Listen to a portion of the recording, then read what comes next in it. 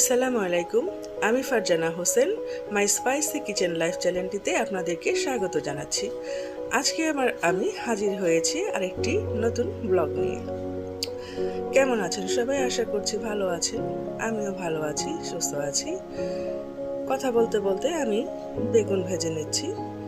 আমার ছোট মেয়ে সারা বেগুন ভাজা খেতে খুবই পছন্দ করে।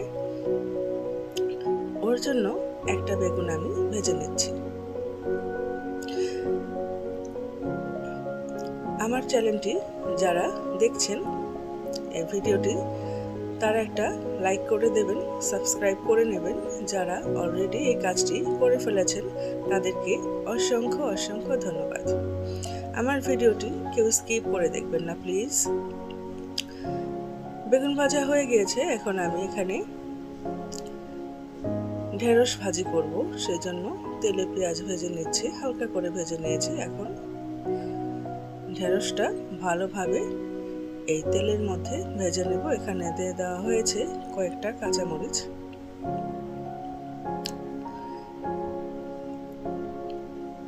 মিডিয়াম হিটে আমি এই ভাজিটা করে নিচ্ছি, আর ওপাশের চুলোটায় আমি পেঁয়াজ ভেজে নিচ্ছি, সেখানে আমি তরকারিটা রান্না করে ফেলব।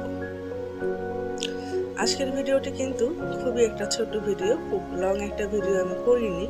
প্রচণ্ড গরম পড়েছে, তো তার জন্য আমি খুব হালকা পাতলা কিছু রান্না করে নিয়েছি। সেটা দিয়েই আজকের ভিডিওটা আমি সাজিয়ে নিয়েছি। এখানে আমি রান্না করব চাপলা মাছ। কেউ কেউ ঝাটকা মাছ বলে, কেউ কেউ চাপলা মাছ বলে, যার যেটা বলার ইচ্ছা। আসলে সাইজে ছোটগুলোকে চাপিলা মাছ বলা হয়, আর সাইজে একটু বড়গুলোকে ঝাটকা মাছ বলা হয়। এখানে আমার শেষ পর্যায়ে ভেন্ডি ভাজিটা লবণ দিয়ে দিচ্ছি। আমি সবসময় ভেন্ডি ভাজির শেষ পর্যায়ে লবণটা দিই, শুরুতে দিই না, তাতে ভেন্ডি ভাজির যে পিচ্ছিল ভাবটা থাকে সেটা থাকে না। আর শুরুতে যদি লবণটা দেওয়া হয় তবে ভেন্ডি ভাজির পিচ্ছিল ভাবটা সহজে যায় না। এটা হয়ে গিয়েছে, এটা সরিয়ে নিচ্ছি। চুলোটা হালকা করে একটু মুছে নিলাম।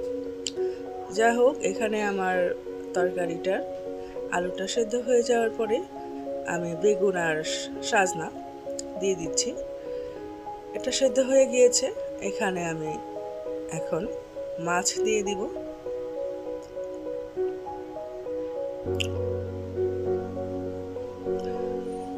মাছ দেওয়া হয়ে গিয়েছে, এটাকে আমি এখন ভালোভাবে নেড়ে চেড়ে দিয়ে একটু কুকড করে নেব। গরম পানি দিয়ে দিচ্ছি। ভালোভাবে সেদ্ধ হয়ে গেলে পরিমাণ মতো ঝোল রেখে রান্নাটা আমি শেষ করব। এটা খেতে খুবই সুস্বাদু, যারা খেয়েছেন তারা জানেন, আর যারা এখনো এই রেসিপিটা খান নাই তারা একবার খেয়ে দেখবেন। এটা খুবই মজার একটা রান্না, খুব মজা লাগে এটা খেতে। আমাদের বাংলাদেশে তো এটা, ঢাকায় আমরা যে এলাকায় থাকি, এটা খুবই মজার একটা খাবার, সবার খুব পছন্দের। তো আমি একটু পরিবেশন করে দেখিয়ে দিচ্ছি। আমার রান্নাগুলো কমপ্লিট হয়ে গিয়েছে। আজকের ভিডিওটা এ পর্যন্তই। খোদা হাফেজ।